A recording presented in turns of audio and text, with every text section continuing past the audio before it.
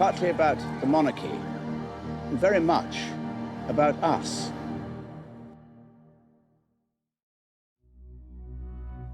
And now, with a look at the stories where you are, it's the ITV News.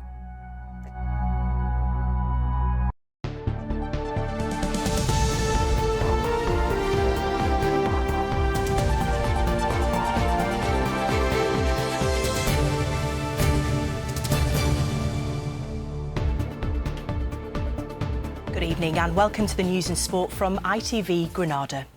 Services of remembrance for the Queen have been taking place across our region as the North West gets ready to say a final farewell tomorrow. In Liverpool, members of the city's Hindu community gathered together to pray at the Radha Krishna Temple, and there was a civic service at Liverpool Cathedral earlier where hundreds packed in to pay their respects. Over in Preston, Girl Guides and cadets led tributes last night to Queen Elizabeth during a torchlit procession through the city. And in Manchester this morning, hundreds of pipers from around the world gathered for the United Pipers for Peace Festival. They too have been paying tribute to the late Queen. With the Queen, we thought it was appropriate to show our respect and our grieving with the rest of the people. We've got black ribbons on the pipes and on the drums. You've got the majesty of the instrument. It's quite a noble instrument, just by the sound of it. In other news now, 3 more people have been arrested in connection with the death of a teenager in Rochdale. 17-year-old Callum Riley died after being found with serious injuries on Athol Drive in Haywood yesterday morning. 2 men held yesterday remain in custody and a 21-year-old woman has been released. Dock workers in Liverpool will go on a 2-week strike from tomorrow in a dispute over pay. Members of Unite at the Port of Liverpool will walk out tomorrow evening after the Queen's funeral. The Peel Ports Group, which operates the port, says workers have rejected an offer of an 8% pay rise. Unite say it was a real terms pay cut because of inflation. Next tonight, it's 10 years to the day since Greater Manchester police officers Nicola Hughes and Fiona Bone were killed in the line of duty. At a special memorial event at Hyde Police Station, their families joined police officers to remember them. Nicola's dad told us the grief never goes away. Our reporter Andrew Fletcher reports. Laying wreaths to remember 2 daughters and police officers. 10 years ago, PC's Nicola Hughes and Fiona Bone were killed in a gun and grenade ambush, attending what they thought was a routine report of a burglary. Young lives lost in the line of duty, remembered today by their families, colleagues and community. We're here at the police station what Nicola and Fiona left that morning, never to return. So it's that poignant moment where people think, you know, in a heartbeat, they could be paying that sacrifice. So for these people to turn up as well and realise that's powerful.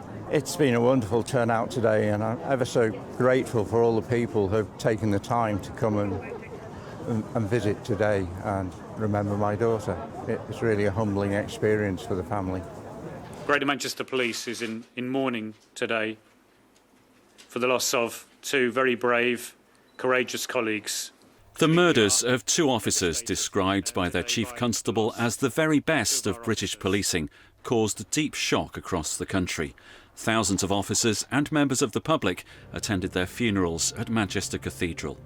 Their killer, Dale Cregan, was also convicted of 2 other murders and was jailed for his whole life.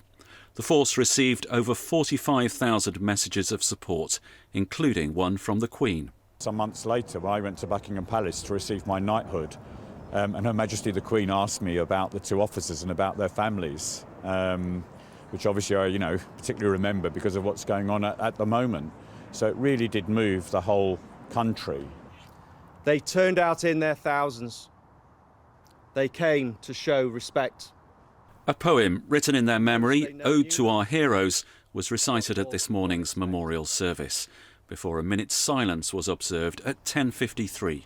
The exact time PC Bone and PC Hughes were murdered.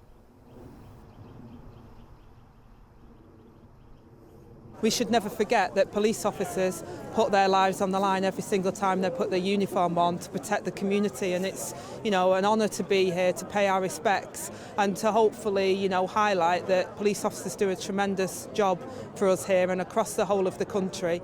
Police officers honouring today 2 colleagues whose service and sacrifice will never be forgotten. Andrew Fletcher, ITV News in Hyde. On to sport now. Well, Everton have secured their first Premier League win of the season. They beat West Ham 1-0 at Goodison Park, Neil Maupay scoring his first goal for the club. Manchester City have lost their opening match in the Women's Super League. They came down from 2 goals down to lead 3-2 at Aston Villa, but went on to lose 4-3. In today's other Super League fixtures, Everton were beaten 1-0 at West Ham. Liverpool's game against Chelsea is a late kick-off. Chelsea are leading 1-0. Now let's see what the weather has in store. Here's Emma with the forecast.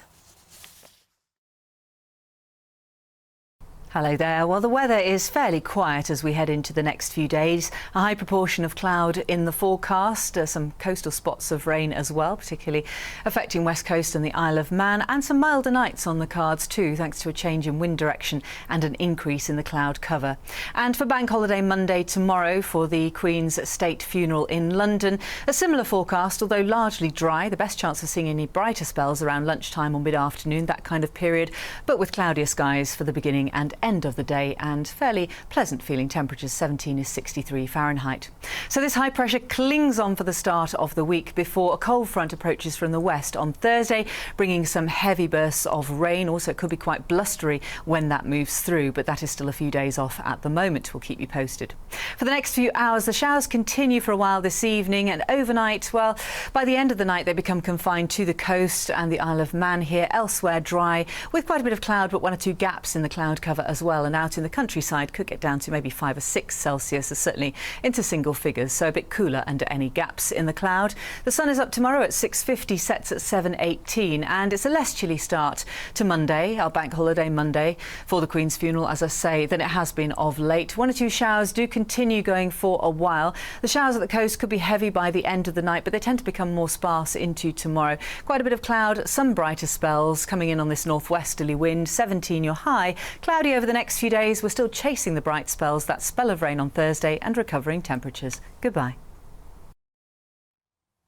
We're back again tomorrow morning at 6. Until then, goodbye. Have a lovely evening.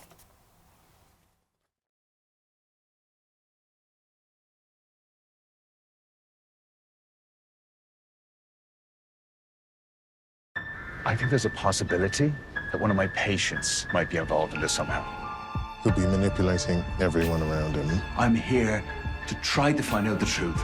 You can't go around talking to witnesses. It will make you look even more guilty. It's over, Joe.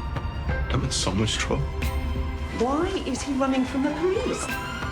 Keep on it, yeah? Everywhere he goes and everyone he sees. Brand new drama, The Suspect, continues Tuesday at 9 on ITV and ITV Hub. Now on ITV, we're off to Emmerdale.